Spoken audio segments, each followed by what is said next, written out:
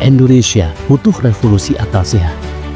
Dahulu di sebuah negeri jauh yang kita sebut Amerika Serikat, seorang lelaki bernama Thomas Paine menulis sesuatu yang menggetarkan seluruh jiwa dan raga bangsanya.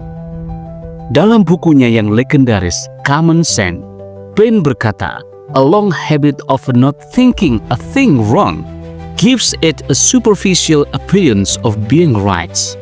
Kebiasaan lama untuk tidak berpikir bahwa sesuatu itu salah memberi tampilan dangkal seolah itu benar. Sebuah kalimat yang seharusnya tidak hanya menggugah Amerika, tetapi juga mengguncang kita yang tinggal di Indonesia. Bangsa yang saat ini terjebak dalam kebiasaan lama berpikir bahwa segala sesuatu yang sudah ada adalah benar, meskipun pada kenyataannya adalah salah besar. Indonesia sedang menapaki jalan sunyi dan gelap, tanpa lampu penerang yang cukup untuk melihat arah yang tepat. Kita berjalan dengan kepala tertunduk, mata tidak mampu melihat ke depan. Ada sebuah metafora yang tepat menggambarkan kondisi ini. Kita adalah kapal besar yang terombang-ambing di lautan gelap, terombang-ambing di tengah badai ketidakpastian, tanpa peta, tanpa kompas, dengan nahkoda yang tersesat. Apa yang terjadi? Apakah kita hanya akan menunggu kehancuran, atau kita akan bangkit untuk menyalakan pelita di tengah kegelapan? Fenomena tagar kabur aja dulu, sebuah perasaan yang melanda para anak muda Indonesia, adalah sinyal bahaya yang harus kita tangkap. Ini bukan sekedar keluhan, ini adalah suara hati yang merenung, berteriak dalam hampa. Kita, bangsa yang besar, kini terasa seperti hutan yang terlalu lebat, dengan pohon-pohon besar yang malah menutupi sinar matahari, sehingga tak ada tumbuhan kecil yang bisa tumbuh di bawahnya. Masyarakat kita semakin merasa terkurung dalam labirin ketidakadilan dan kemiskinan, terperangkap dalam sistem yang semakin sulit dimengerti dan diterima. Tapi apa yang dimaksud dengan kabur itu sebenarnya? Bukan hanya lari dari masalah, tapi sebuah refleksi, sebuah pelarian dari ketidakberdayaan. Ini adalah semacam pergulatan batin yang terjadi dalam hati kita sebagai bangsa.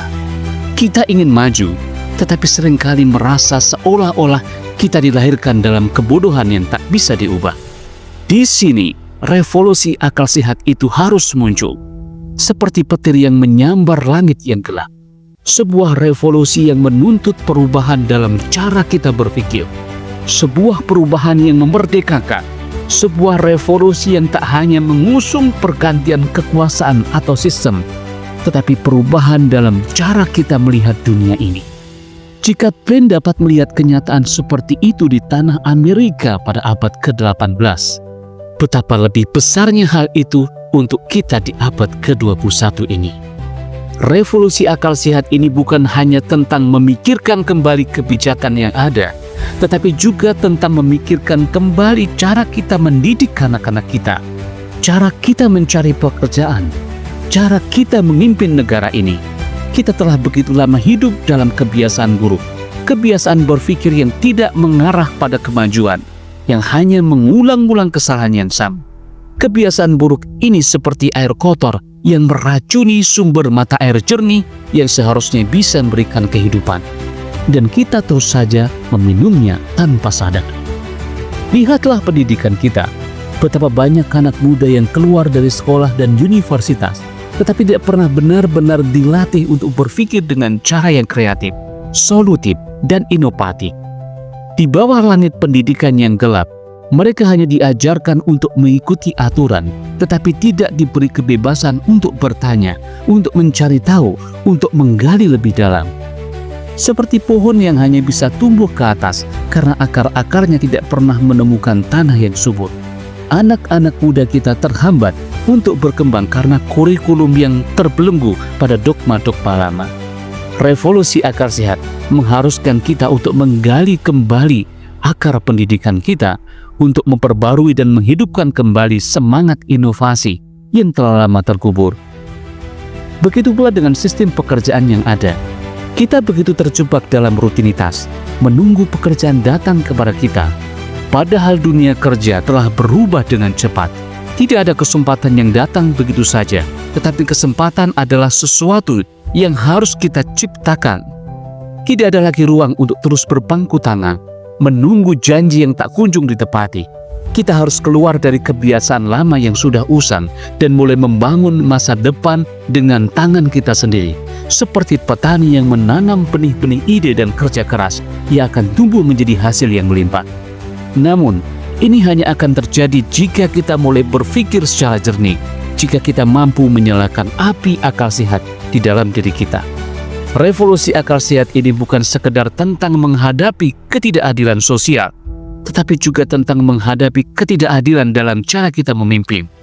Para pemimpin kita harus kembali mengingat bahwa mereka tidak sedang memimpin atas nama kekuasaan, tetapi atas nama rakyat, atas nama masa depan bangsa ini. Seperti tukang kayu yang dengan hati-hati menata setiap potongan kayu, begitu juga pemimpin harus dengan hati-hati menata setiap keputusan yang diambil dengan penuh pertimbangan, bukan hanya berdasarkan hawa nafsu kekuasaan atau kepentingan pribadi. Mereka harus tahu bahwa masa depan Indonesia tidak bisa dibangun dengan hanya mengandalkan kebiasaan lama yang tidak lagi relevan. Revolusi akal sehat yang kita butuhkan adalah revolusi yang memandang manusia sebagai pusat dari setiap kebijakan. Kebijakan yang mengedepankan kepentingan rakyat banyak, bukan kepentingan segelintir orang. Sebagaimana Penn mengingatkan kita, it is not in numbers, but in unity that our great strength lies. Kekuatan kita tidak terletak pada angka-angka statistik, bukan pada banyaknya sumber daya alam atau kekayaan material, tetapi pada kesatuan hati dan pikiran kita sebagai bangsa. Kita harus bersatu dalam akal sehat, dan kita harus berpikir bersama-sama untuk mengatasi setiap persoalan yang ada. Hanya dengan cara ini, Indonesia akan bangkit dari keterpurukan. Kita harus mulai memperbaiki cara kita berpikir, dimulai dari pendidikan, dimulai dari pekerjaan, dimulai dari pemimpin yang bijaksana, dan dimulai dari setiap individu yang berani bermimpi dan bertindak. Jika kita ingin masa depan yang lebih baik, kita harus mulai membebaskan pikiran kita dari kebiasaan lama yang merugikan. Kita harus melangkah dengan penuh keyakinan, menatap masa depan dengan penuh harapan, dan bekerja dengan tekad yang kuat. Indonesia membutuhkan revolusi akal sehat agar kita tidak terus berputar dalam lingkaran kebodohan dan agar kita bisa menemukan jalan keluar dari kegelapan yang mengelilingi kita. Revolusi akal sehat ini adalah awal dari perubahan yang sejati. Seperti pohon yang tumbuh dari akar yang sehat, negara ini akan tumbuh dengan kekuatan yang berasal dari akal sehat yang membimbing setiap langkah kita. Tetap bersama dengan Wan Jaya di Mata Pena, menguak esensi peristiwa.